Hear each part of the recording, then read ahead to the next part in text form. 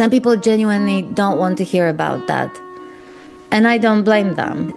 It was seeing how all the places I feared to go, all the things I feared to see, you know, all the things that I feared, full stop, that I really didn't want to experience because it was so overwhelming and so uncomfortable and so scary, that those very things, one after another, were actually gateways. That those things turned out to be gateways to awakening. So believe me that I am the first person to say, I get it that it's hard. I get that this is not easy, you know, but it is absolutely possible. And it just takes time. Hi everyone, and welcome to new subscribers to the channel. It's really nice to see you here.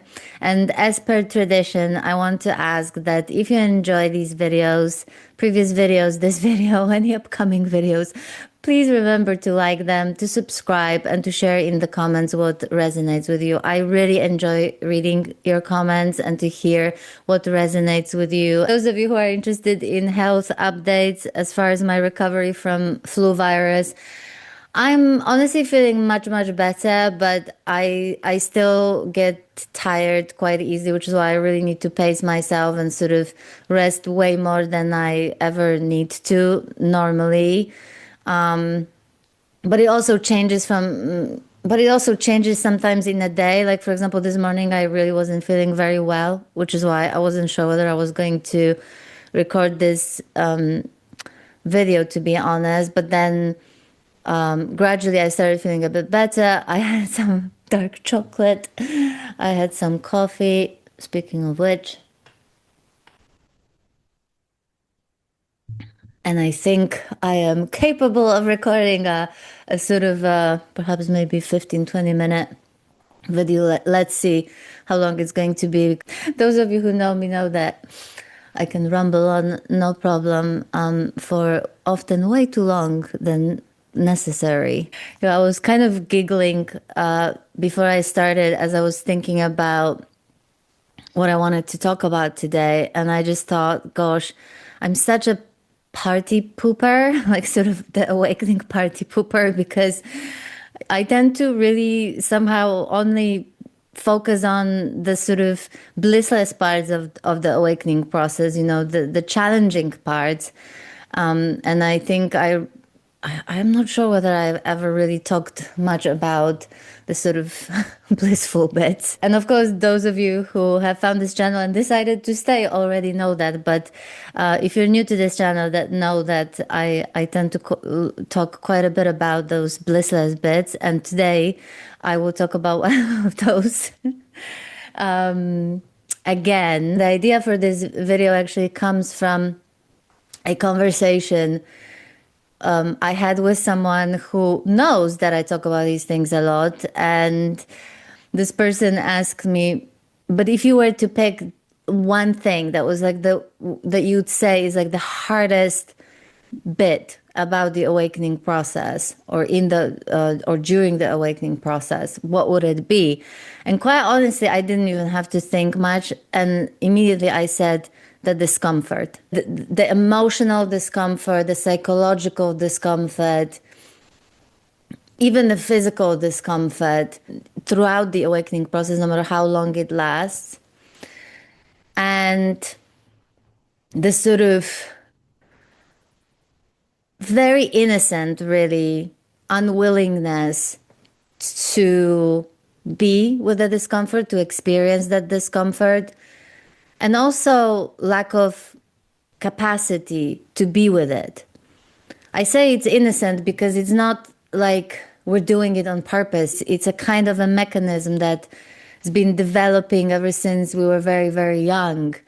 And you know, to blame or judge anyone for this, for not wanting to experience discomfort and finding all the different ways to avoid it, it's just completely understandable. For many, if not most, the discomfort is a massive part of the awakening process. I have found that Some people genuinely don't want to hear about that. And I don't blame them. I think that this idea that awakening is nothing but, bliss and unicorns, it's really has done quite a bit of disservice to awakening itself, quote unquote, especially after a profound insight or profound awakening. After some time, the honeymoon period is over. The wonderful experience of liberation or joy or lightness goes, and we plunge back into suffering, and often worse than before that insight, before that awakening. And it can be so confusing, right? It can be so disappointing. And I've heard people say, gosh, I never thought that this is what awakening looks like. I had no idea that this is what people go through when they go through this process. I'm not suggesting that everyone has to go through it, because I really don't know anything about what that's supposed to be like for other people. I'm not turning it into a rule and say, oh, that's the only way, because I genuinely don't know that. I'm just saying that I haven't met a person yet that has not gone through some kind of this, that has not experienced some kind of discomfort for a period of time at certain point or points in their journey. And there will be very different types of discomfort depending where we're at in this journey. One of the first discomforts is the discomfort of disillusionment, actually, when we've had a powerful insight, powerful awakening, and then after some time, however long that is going to be for different people, the sort of initial wonderful experience of liberation and lightness and joy sort of fades away. We find ourselves suffering again, and often in ways that are greater than before that insight. So then there is a bit of a shock, there is anger, there's frustration, there's this disillusionment. How is this possible? How is it possible that I'm suffering like this? Why this is happening after such a profound realization, after such a profound insight into whether it's the nature of reality, the nature of self, or the nature of thought, or whatever that may be for people, So that that could come fast, right? Or there can be a discomfort that I talked about in my previous video, where I talk about the different kinds of sedatives, where when the way we perceive ourselves and the reality around us no longer looks true, no longer looks fixed or solid, that can be an incredibly destabilizing experience emotionally and even physically. It's often very, very kind of visceral experience that again will be different for different people. That's when the sort of waves of terror or existential angst kind of can show up. So that's really uncomfortable, right? And then there's the discomfort that comes with certain perhaps concerns and worries as to what's going to happen to us as a result of this process. Concerns about how will I deal with the day to day. What will happen? Will I lose my friends? Will people think I'm crazy? People can have all kinds of concerns like that when this process kicks in. And then there is the discomfort that can show up as each shift illuminates and brings to the surface all kinds of unconscious material. And for the first time, we are kind of faced with all sorts of memories and trauma and wounds and things that we often didn't even know were there, and the awakening or particular shift only illuminates this for the first time, right? So there is all kinds of discomfort at different points in the journey caused by completely different things. It's really simply useful to know that the discomfort is can be part of this process. Like, I didn't know that. I really didn't know that. And a lot of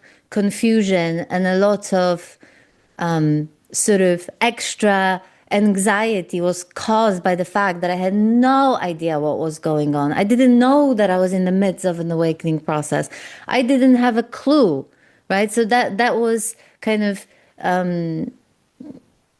sort of exacerbating what was already uncomfortable, what was already an uncomfortable experience at the time. So this is why it really is not to be underestimated to even know that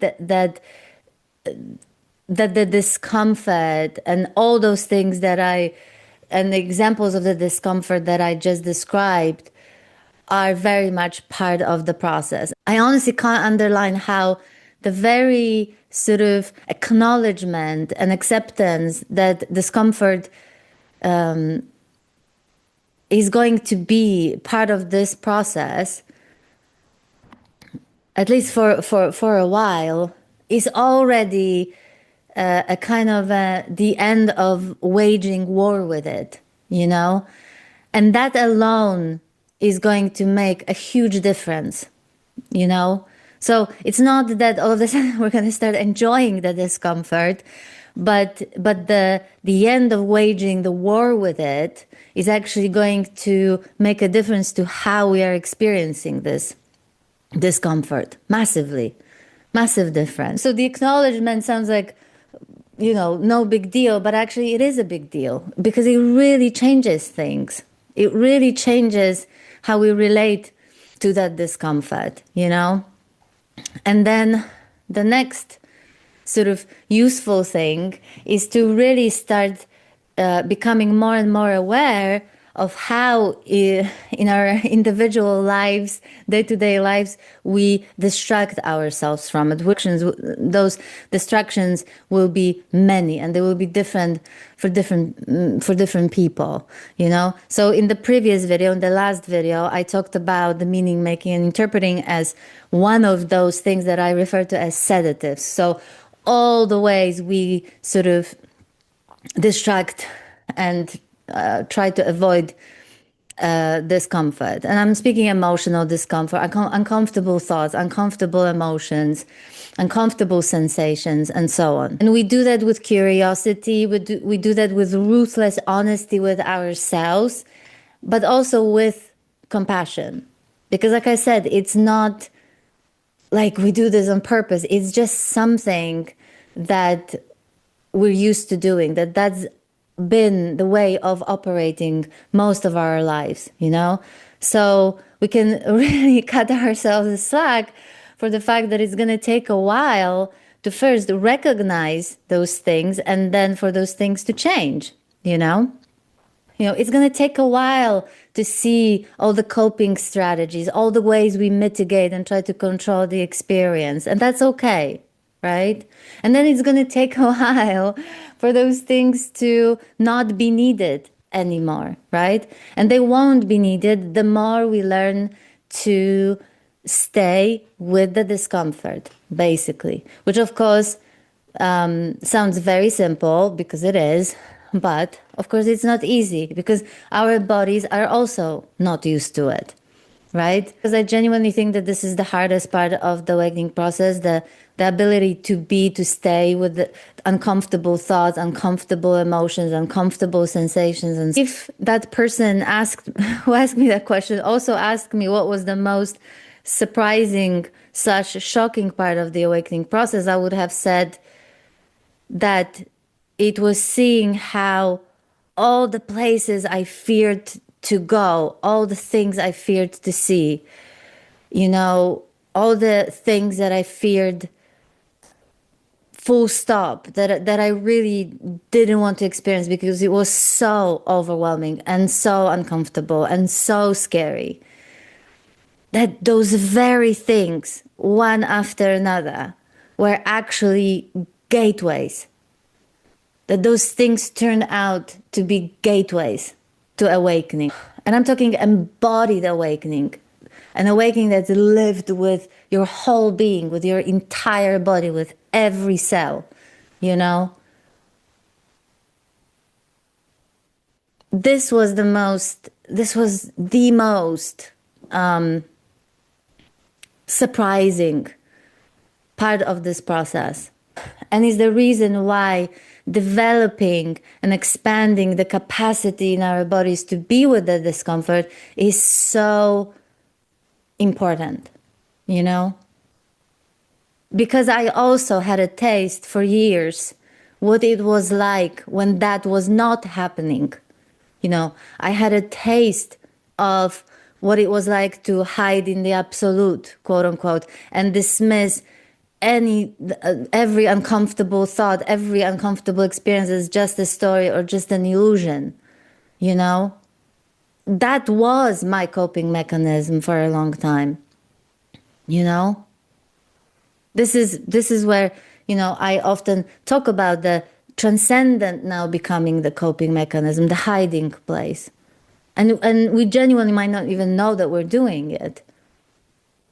But when I look back at that experience, like it was just, you know, I was just becoming more and more numb, which is why the awakening of the mind, heart, and gut is such a good kind of such a simple reference point, because for years I would have stayed here. You know, the awakening process would have not moved, you know, down to the heart and down to the gut, so to speak. You know.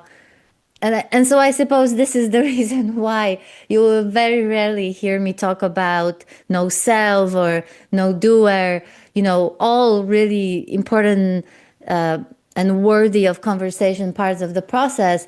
But they've never been the focus of my conversations and exploration and my work with people. Because what I find to be way more useful is just the direct experience, just what's going on, and being able to speak about it, you know, and say it honestly, and then being able to meet that fully, you know, because that's all that's needed. That's all that's needed. The stuff that comes up to the surface, no matter how uncomfortable, it's the only thing that it wants. It's to be fully met. So believe me that I am the first person to say, I get it that it's hard. I get that this is not easy, you know, but it is absolutely possible. And it just takes time. And sometimes it requires only little steps, you know, one at a time, and just for a little bit, you know, and then it will get easier and get easier the more you sort of stay with that discomfort. You know, in the book, I talked about leaning into the discomfort. But actually, more and more, I'm seeing that it wasn't so much leaning in, especially that at that point, it really didn't feel like there was any choice to lean in involved. I just found myself in the discomfort, basically. It was more that all the old strategies and ways to control, mitigate, avoid the discomfort, you know, sort of fell away. And so I was kind of forced to experience it. If there were other things I wanted to say, I don't know what they are anymore, because I think I just ran out of steam. All I'm going to say is that I'm really grateful for you being here and listening to my rumblings. And if something resonates and lands with you, not to mention if it turns out to be helpful, that's just wonderful. And other than that, I wish you a wonderful weekend, and I'll talk to you soon. Take care. Bye.